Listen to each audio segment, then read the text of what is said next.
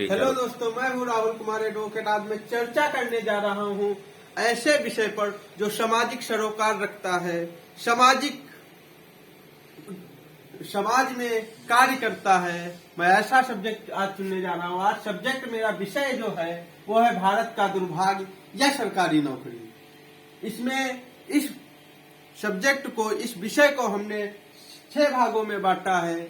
6 इसके मूल तत्व हैं। मेरा पहला है कि सरकारी नौकरी क्यों चाहिए।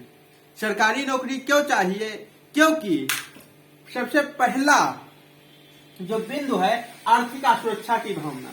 हमारे वहां करीब 70% आबादी जो है वो मिडिल क्लास नहीं, अपितु तो लोअर मिडिल क्लास है। और जो लोअर मिडिल क्लास है उसकी भावना ये रहती है कि हमारे बच्चा जो है वो आर्थिक रूप से सुरक्षित रहे, आर्थिक रूप से सुरक्षित रहे, पैसा उसको एक सीमित मात्रा में मिलता रहे जिससे उसे खाने पीने रहने की दिक्कत ना हो। आर्थिक असुरक्षा, क्योंकि सरकारी नौकरी में कुछ भी हो जाए लेकिन उसको पैसा मिलना नहीं बंद होता। इसलिए हमारे वहां पर जो लोग हैं साहस नहीं जुटा पाते हैं किसी बिजनेस के लिए, किसी बाहरी काम के लिए। वो पूर्णतः डिपेंड ऑन रहने लगे हैं सरकारी नौकरी पे। और जब सरकारी नौकरी पे डिपेंडेंट रहने लगे हैं, निर्भर रहते हैं, तो इससे ये हुआ है कि बेरोजगारी की जो सीमा है वो बहुत ज्यादा बढ़ चुकी है। मेरा दूसरा बिंदु है दोस्तों, दूषित शिक्षा व्यवस्था व प्राथमिक हुनर का ना होना। एक्चुअल हमारी जो शिक्षा व्यवस्था है उसमें सबसे बड़ी खामी यही है कि प्राथमिक हुनर ना सिखाते हैं।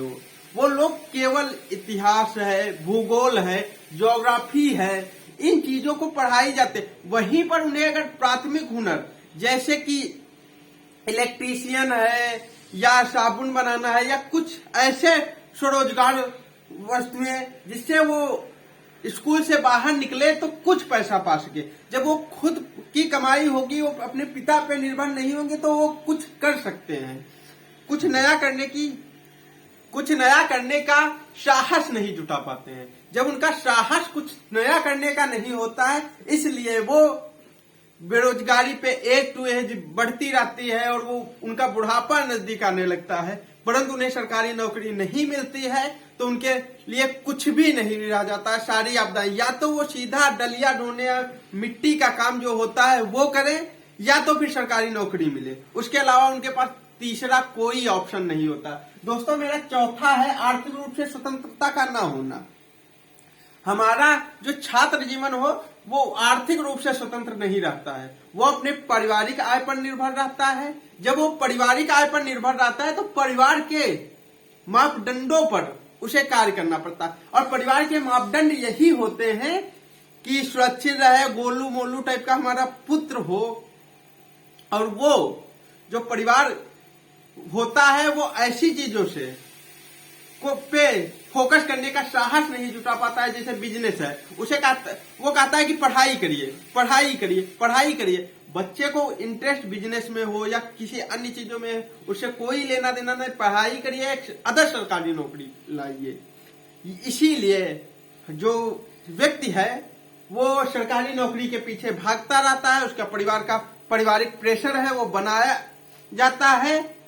इसीलिए दोस्तों वो जो है आर्थिक रूप से स्वतंत्र नहीं हो पाता है। 30, 35, 40 साल की एज तक वो फुल पारिवारिक आय पर डिपेंड रहता है। और उसके बाद जब पारिवारिक आय जो मिलना बंद होती है या कोई कारणवश रुकती है तो फिर उसके पास कोई भी ऑप्शन नहीं बचता है। हमारा चौथा टॉपिक है ज्यादा समय तक हताश, निराश, कुछ ना कर पाने का डर।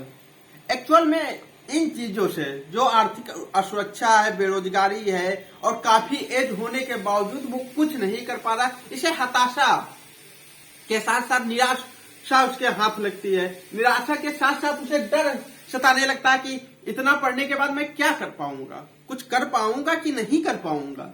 और ये समस्या आज के 35 से 40% युवा लोगों में है। और ये युवा लोगों में जो 40 से 45% युवा लोगों में समस्या बढ़ रही है, इसका मेन कारण है बेरोजगारी, शिक्षा व्यवस्था का दूषित होना।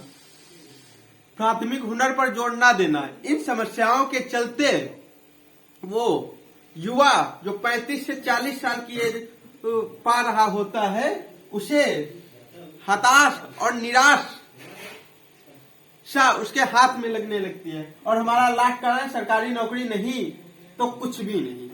आखिरी ऑप्शन होता है। सबसे बड़ी समस्या हमारे युवाओं में आज है कि अगर सरकारी नौकरी नहीं पाए तो कुछ भी नहीं कर पाएंगे, क्योंकि उनका शुरुआती और लास्ट टाइम केवल सरकारी नौकरी होता है। और सरकारी नौकरी एक ऐसा बन चुका है, क्योंकि आज करीब 60% हमारी जनसंख्या युवा है और सारा 60% युवा जो है वो सरकारी नौकरी के पीछे भाग रहा है, जबकि हमारी वैकेंसी जो है हमारी आबादी की केवल 2% है और 2% पे 60% युवा भाग रहा है, तो बेरोजगारी होना तय है।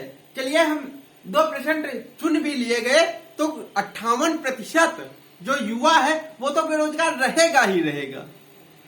इसलिए क्योंकि सरकारी नौकरी को छोड़ के कुछ नया किया जाए, कुछ नए रोजगार डेवलप किए जाए। यही हमारी शुभकामनाओं के साथ मैं अपनी वीडियो को विराम देता हूं। Thank you.